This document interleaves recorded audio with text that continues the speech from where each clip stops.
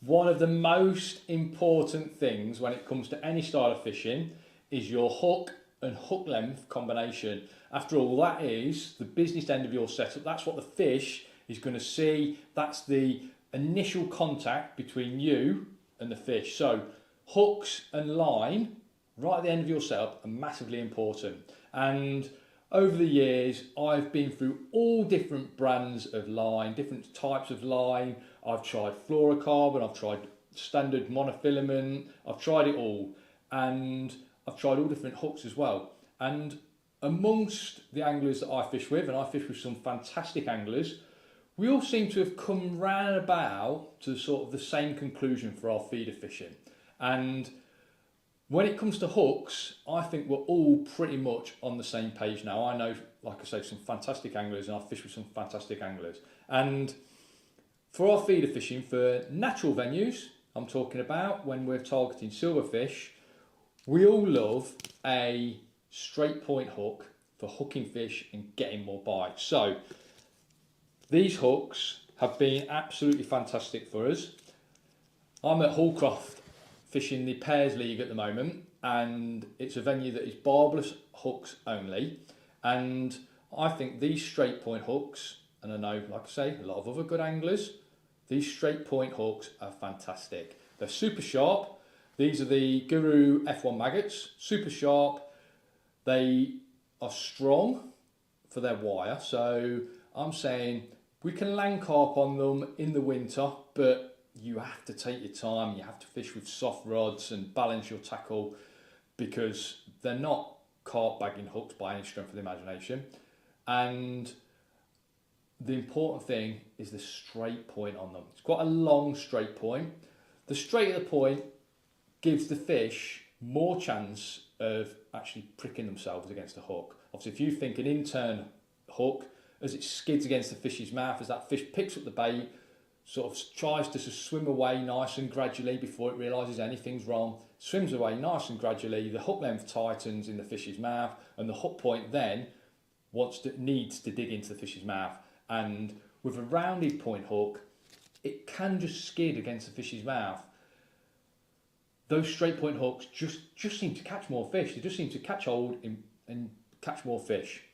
And it's simple physics really.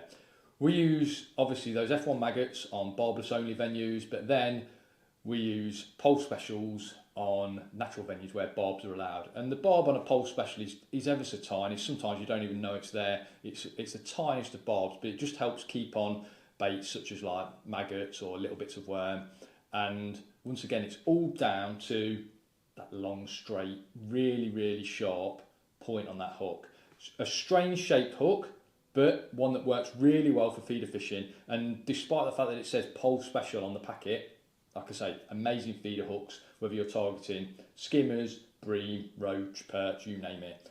For carp, probably not the one, but a brilliant hook.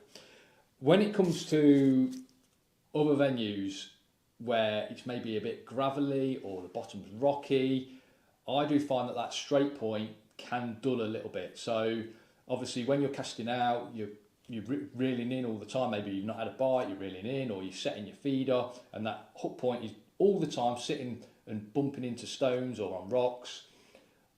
I do like just to maybe try a more rounded point hook. That's a feeder special, obviously a barbed version because we're on a natural venue, and that rounded point does stay sharper for longer, definitely on venues like gravelly bottom rivers or somewhere like that, where the hook point is all the time getting punishment from the bed of the river or the lake. So a rounded point hook in those situations. But to be honest, more and more, I'm just using straight point hooks, and every time I feel that it's getting even the slightest bit blunt, I just change the hook.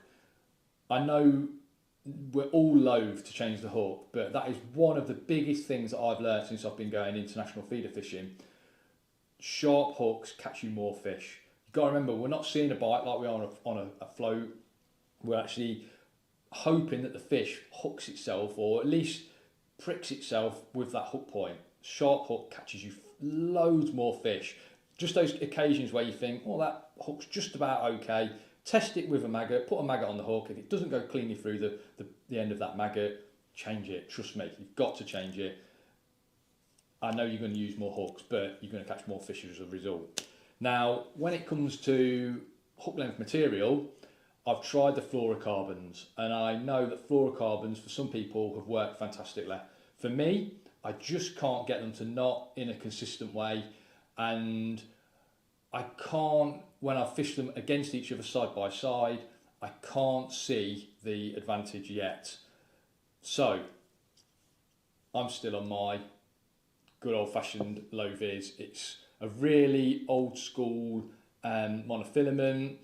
It knots really well, it's not springy, it is just a really good standard, I want to say standard, but I don't know if standard is the right word because everything's, all lines are different, but it's a really good all-round line, and I urge you to find something that you're happy with. All of my fishing is revolving around something that I'm happy with. I'm using the same rods that I've used for years, I'm using the same kit that I've used for years in all aspects of my fishing, and that's because I'm happy with it.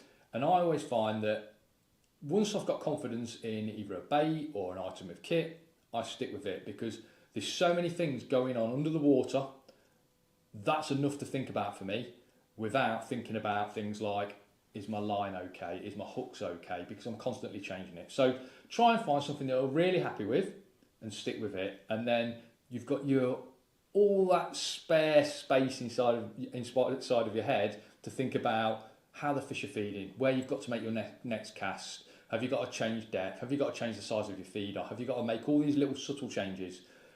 That is obviously one of my big bits of advice. Just try and simplify everything. So straight point hooks for 90% of my feeder fishing, tried and trusted line. I tie all my hook lengths up to a length of 1 metre, I put them on spools, and then cut them down as the day goes on, as when I get my gear out on the peg, depending on what I expect the fishing to be, it cuts down on all my prep. I haven't got to tie up hook lengths at 30 centimetres, 50 centimetres, I just tie them all up to 1 metre, cut them down on the day, job's done.